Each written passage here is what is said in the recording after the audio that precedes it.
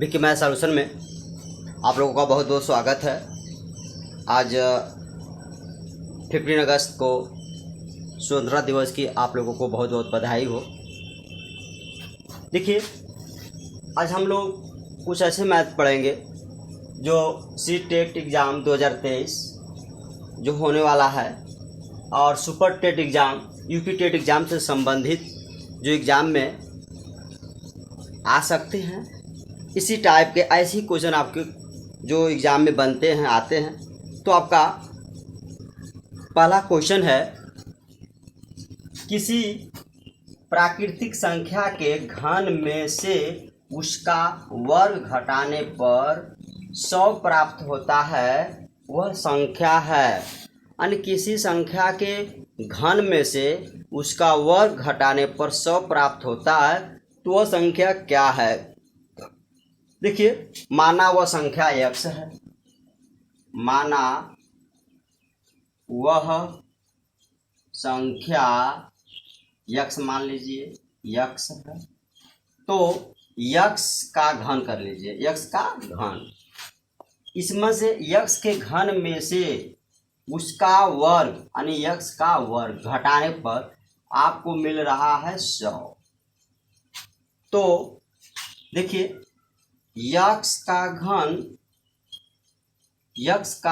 घन minus x square 100 को जब पक्षांतर के लाएंगे तो -100 होगा आपका, बराबर 0 कर लीजिए। अब आप x बराबर इसमें क्या रखें कि यहाँ पर 0 आ जाए। अगर जो x बराबर कोई भी संख्या रखते हैं इसमें से जिसके बराबर 0 आ जाता है तो वही संख्या होगी आपकी। तो आइए सबसे पहले हम 25 रखेंगे तो अधिक हो जाएगा, तो हम सबसे छोटी संख्या रखते हैं 5। तो 5 रखने पर मान लीजिए x बराबर 5 रखने पर रखिए, तो 5 का घन -5 का वर्ग -100 बराबर 0। अब देखिए, 5 को जब 3 बार गुणा करेंगे, 5 गुणे 5 गुणे 5 तो 5 25, अब 25 25 125। यहाँ पर हम लिखेंगे 125 माइनस 5 का वर्ग है, 2 बार गुणा करेंगे, 5 गुणे 5 5 25 -100। अब देखिए, आप 125 में से 25 घटाएंगे आप, ये हो जाएगा 100 -100।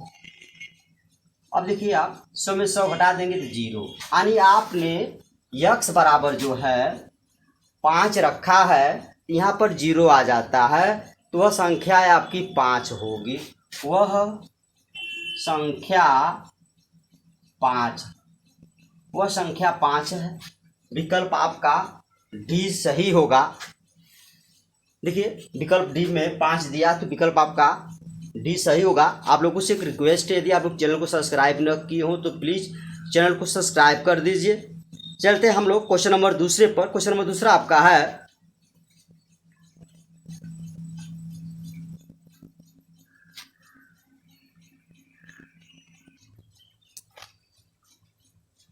तो आपका जो दूसरा क्वेश्चन है, तांबे की एक छड़ का वजन कितना होगा यदि उसकी 14 मीटर छड़ का वजन 50.8 तांबे की एक 8 सॉरी यहाँ पर आप आ रहेगा 8 मीटर छड़ में भूल गया हूँ क्वेश्चन का। देखिए, तांबे की एक 8 मीटर छड़ का वजन कितना होगा यदि उसकी 14 मीटर छड़ का वजन 50.8 किग्रा है। यानी किग्रा मतलब किलोग्राम। तो यहाँ दिया हुआ है कि 14 मीटर, या लिखेंगे आप 14 मीटर छड़ का वजन दिया है 50.4 किग्रा है। तो 1 मीटर निकालेंगे आप, क्योंकि 14 मीटर कितना दिया है पहले 1 मीटर का निकालेंगे, फिर 8 मीटर का पूछ रहा था, 8 मीटर का निकाल लेंगे। तो 1 मीटर छड़ का वजन होगा 50.4 बटा 14 किग्रा। पूछ रहा 8 मीटर का कितना होगा, तो यहाँ पर 8 मीटर का निकालेंगे। 8 मीटर छड़ का वजन हो जाएगा 50.4 गुणे 8 बटा 14।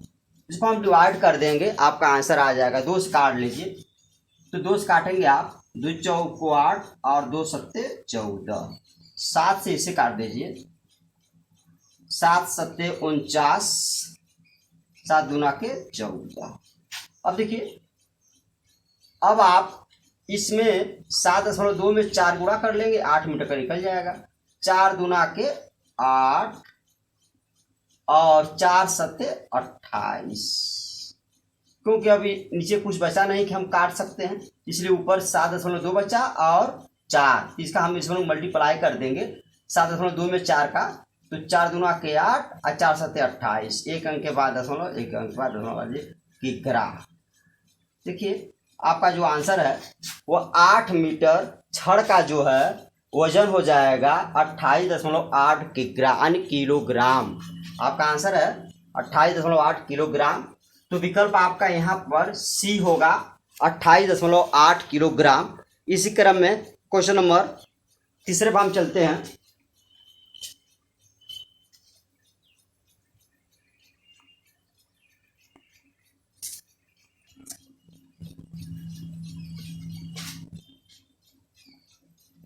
तो आपका जो तीसरा क्वेश्चन है वह आय से रिलेटेड है, आय संबंधित है। देखिए, शुभम की वर्तमान आय उसके पिता के आय की 1/4 है। 4 वर्ष बाद उनकी आय का योग, उनकी आय यानी पिता और पुत्र, शुभम और शुभम के पिता की आय का योग 68 वर्ष होगा। 3 वर्ष पहले शुभम की आय क्या थी? अब देखिए कैसे से हम लगाते हैं। पहले तो हम शुभम की आय को 100 वर्ष मान लेंगे। माना शुभम की आय 100 वर्ष मान लीजिए। यह बता रहा पिता की आय की 1/4 है, तो यहाँ शुभम की आय x है, तो पिता की आय 4x हो जाएगा, उनसे 4 वर्ष बड़ा है। फिर हो जाएगा पिता की आय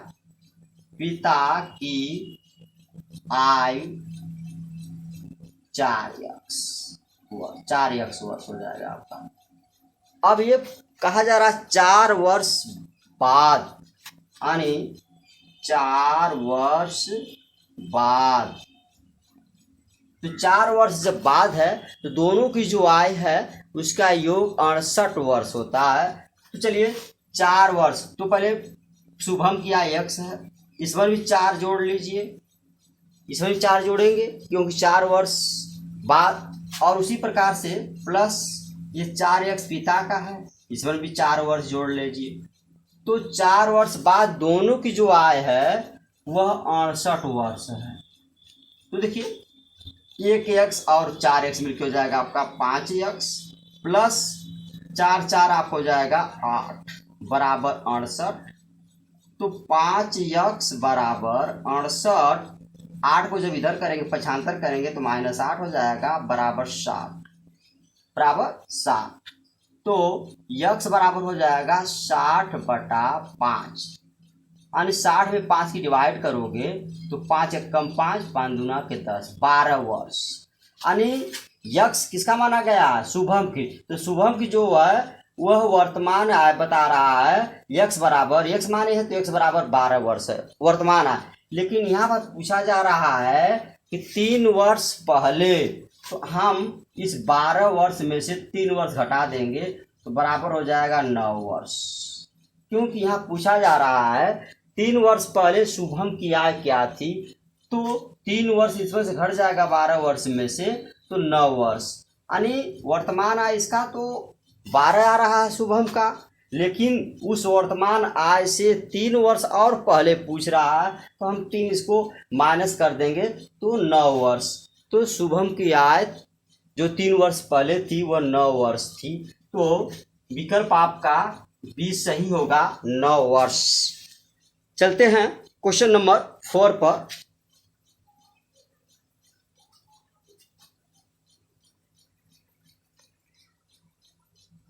देखिए क्वेश्चन नंबर आपका चौथा है, 4 + 1/2 ब्रैकेट बंद है, फिर ब्रैकेट में है 6 + 2/3 ब्रैकेट बंद गुणे 0.30 बराबर क्वेश्चन मार्क दिया। यानी इसको हल करने के बाद कितना आएगा, इसका आपको एक तरह से वैल्यू ज्ञात करना, मान ज्ञात करना है।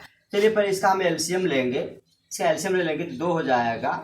तो 2 चौका 8 + 2 से 2 डिवाइड हो जाएगा 1, और वही काम इस 1 करेंगे। इसका हम एलसीएम ले लेंगे 3 3 6 18 + 3 से 3 कट जाएगा 2 गुणे 0.3 और 0।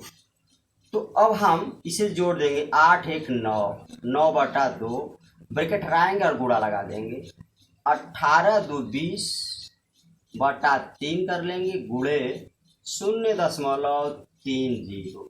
अब इसे हम डिवाइड करेंगे, काट देंगे, काटने के बाद जो बचेगा उसका हम मल्टीप्लाई कर लेंगे। देखिए काटिए, 3 से काटिए, 3 3 9, 3 2 से काटिए, 2 10 में 20। तो अब आप देखिए नीचे का जो नीचे दिया हुआ ये सब डिवाइड होगा, ऊपर क्या बच रहा, 3 गुणे 10 गुणे और 0.30। इसका हम मल्टीप्लाई कर लेंगे। पहले इसका कर लीजिए आप, ये 30 हो जाएगा, 3 का 10 में करेंगे 30 गुणे 0.3। इसका अब हमें गुणा करना है, तो आइए गुणा कर लीजिए। 0.30 में 30 का आप मल्टीप्लाई करेंगे, 0 0 हो जाएगा, और इसका इस्तेमाल करेंगे आप तो 0 3 3 9। तो देखिए 0 0 और यहाँ हो जाएगा 9। इस 0 का कोई मतलब नहीं होता है, तो 2 अंक के बाद दशमलव है, 2 अंक के बाद दशमलव लगा लेंगे। तो ये आपका आंसर आ जाएगा गुणा करने के बाद 9.00। जब दशमलव के बाद 0 होता है इसका कोई मतलब नहीं होता है, तो आपका आंसर आ जाएगा 9। विकल्प जो है आपका बी सही होगा, 9। इसी क्रम में हम लोग 5वें क्वेश्चन चलते हैं।